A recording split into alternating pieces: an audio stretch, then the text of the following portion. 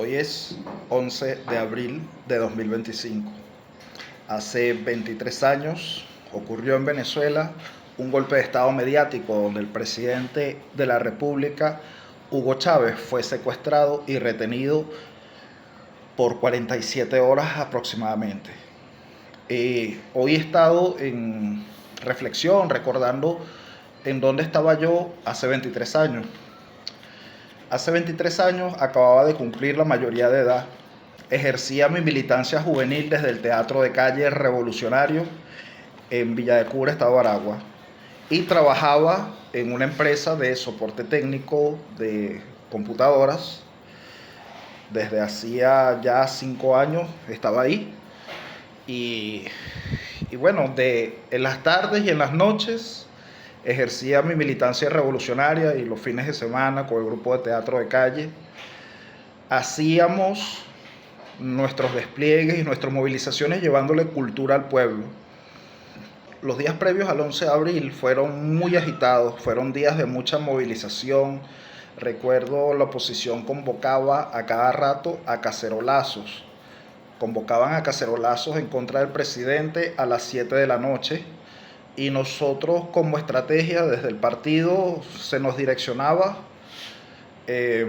cacerolear antes, a las 6 de la tarde, y entonces lo hacíamos, ¿no? Luego la estrategia cambió y caceroleábamos después. Ellos caceroleaban a las 7 de la noche y nosotros a las 8 salíamos. Era algo muy lindo porque con el grupo de teatro de calle conseguimos una bombona vieja, una bombona de gas de 43 kilos que estaba vacía, y la pintamos, ¿no? La pintamos, la intervenimos hicimos varios dibujos. Le escribimos la bombona bolivariana por un lado, que era nuestro misil de combate. Y le escribíamos consignas, viva Chávez y todo, con pintura que conseguíamos por ahí, que nos quedaba de alguna escenografía, alguna cosa.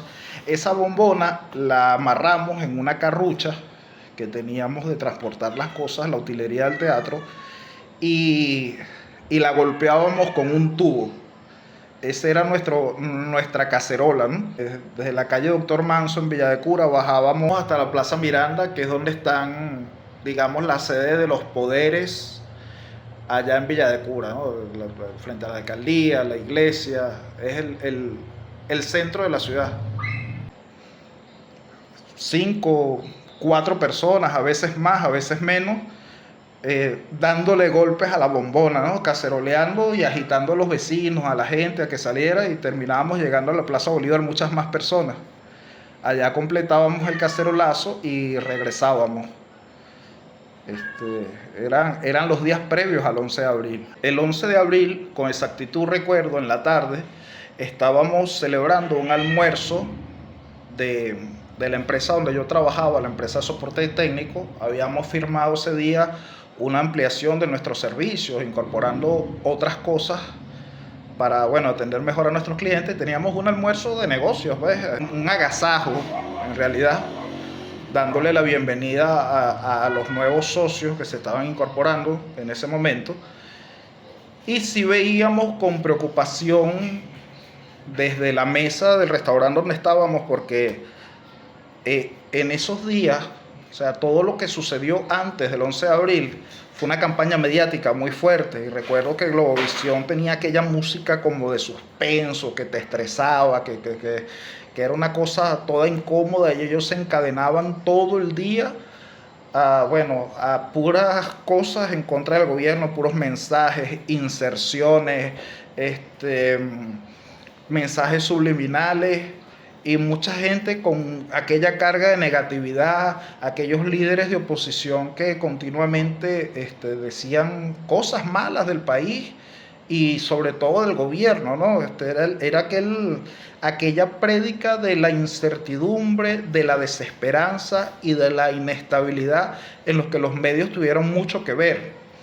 Recordamos que en aquel entonces estaba RCTV como cañón principal de la arremetida mediática, y sin embargo luego del 11 de abril nos enteramos que casi todo se orquestó en Venevisión, ¿no?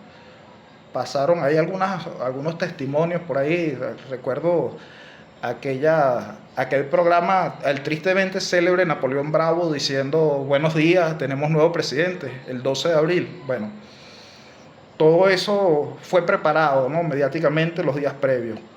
Entonces, retomando, estábamos en el almuerzo, en aquel momento en que el presidente Chávez llama a cadena nacional y se produce la división de la pantalla, que eso es ilegal, nunca antes se había hecho en la historia de Venezuela que le dividieran la pantalla al presidente en la cadena nacional para transmitir, mientras Chávez hablaba, todo aquel montaje macabro que tenían preparado en Puente Llaguno, donde la policía metropolitana estaba masacrando a la gente revolucionaria que estaba transitando por Puente Llaguno para ir a Miraflores a apoyar al presidente, ¿no?, a resguardar la integridad del palacio.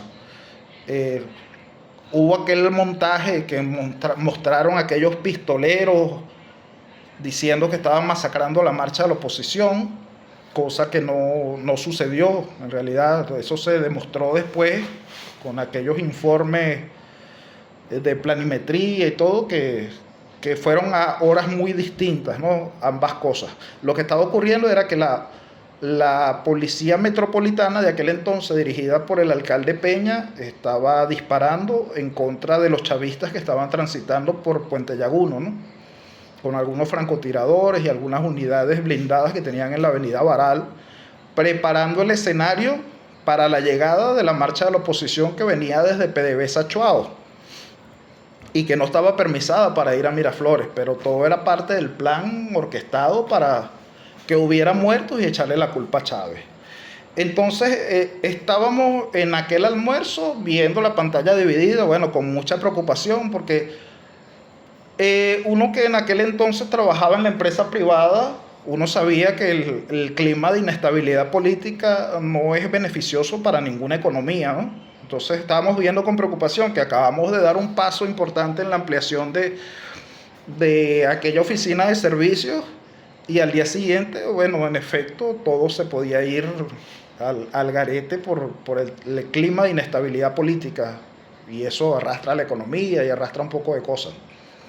Termina la locución de Chávez y de inmediato empieza todo aquel rollo de echarle la culpa y transmitir y retransmitir una y otra vez a los muertos de la Varal, de las escenas de Puente Llaguno, la gente recogiendo a los heridos, aquellas imágenes que pasaron una y otra vez, echándole la culpa al presidente, hasta que, bueno, horas más tarde sale el ministro de la Defensa de aquel entonces, Lucas Rincón Romero, diciendo que al presidente se le había propuesto la idea de la renuncia, la cual había aceptado, ¿no?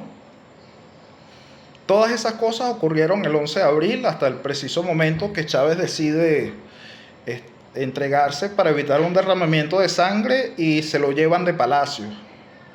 Nosotros en aquel pueblito estábamos preocupados.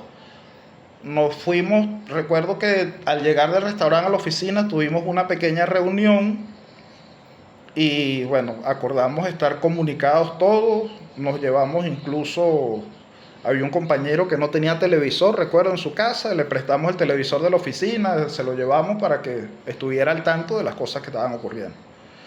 A partir de ahí empezó el bloqueo mediático de las comiquitas, ¿no? Las comiquitas. Ya cuando ellos vieron que tenían al presidente Chávez en su poder, ellos procedieron a sacar de pantalla toda aquella reacción del pueblo que ya se estaba empezando a dar a lo largo y ancho del país, indudablemente. Así viví yo aquellos sucesos del día 11. Mañana les cuento qué se vivió el 12 de abril.